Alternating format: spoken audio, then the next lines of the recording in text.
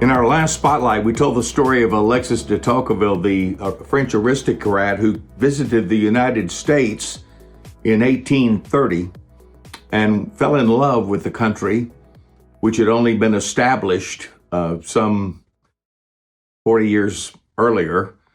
And he said he looked for the greatness of America and her genius in all of its natural resources and its abundance, but he said he didn't find it until he visited the churches and he heard the pulpits on fire with righteousness, that he understood the greatness of America. He went on to say that America is great because America is good. And America, if America ever ceases to be good, she'll cease to be great. The implication of the tie-in with the pulpit is you can't mistake it. You can't miss it. And I believe that is the key to turning around the nation. Turn around the church first, and you turn the church with the pulpits.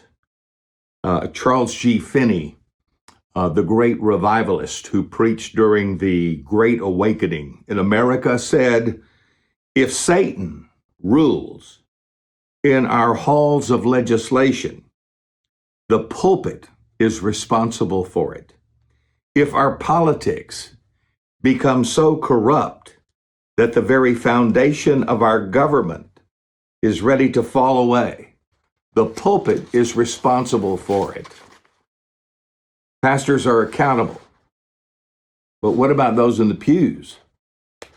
You see, if the pastors are allowed to avoid the critical topics of the day and the people sit still for it, there's something wrong with the people. Pastor Chuck Baldwin said, "It's time for Christians to acknowledge that these ministers are not pastors. They are CEOs. They are not Bible teachers. They are performers. They're not shepherds. They're hirelings." It is also time, he said, for Christians to be honest with themselves. Do they want a pastor who desires to be faithful to the scriptures? Or do they want a pastor who's simply trying to be successful? Be honest with yourself, my Christian friend. It doesn't take long, and you don't have to be a prophet to see how God is shaking America. But many miss the fact that he is also shaking the church. As a matter of fact, there is a great divide that is happening right now in the church.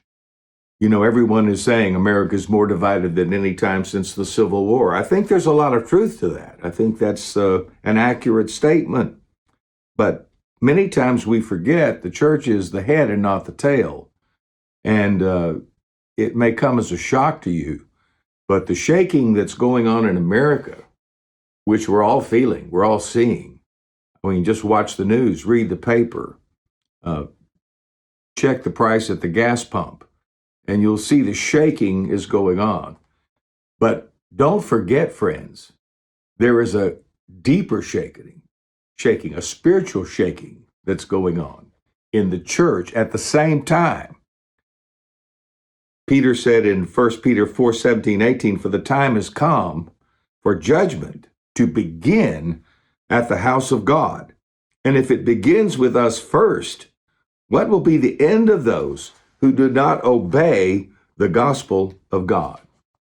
You see, when the church forgets who she is, the nation forgets who they are. The real division today is not between Republicans and Democrats.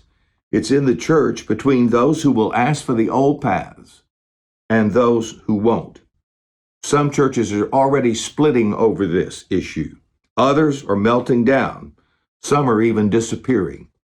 God is dividing the sheep from the goats, and he's beginning in his own house.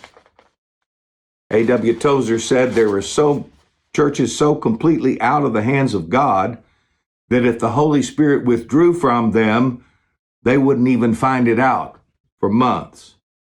Tozer said we cannot afford to let down our Christian standards just to hold the interest of people who want to go to hell and still belong to a church. Friend, I want to tell you, this is an hour where our nation is in crisis. And the answer is not just to vote and speak up, be involved in the culture, in the government. That's a no-brainer. But it's even more a time for the church, beginning with the pastors and the people, to ask for the old paths, like God told Jeremiah, where the good way is, and walk in that, and you'll find rest for your souls. I hope you'll pay the price to take the time to check out this sermon series. It's available online at Pastor Ray, at raymccollum.com. It's on YouTube, and I believe it's some of the most profound and prophetic messages that you're going to find today that will help you understand the times like Issachar and know what Israel ought to do. I'll be back next time.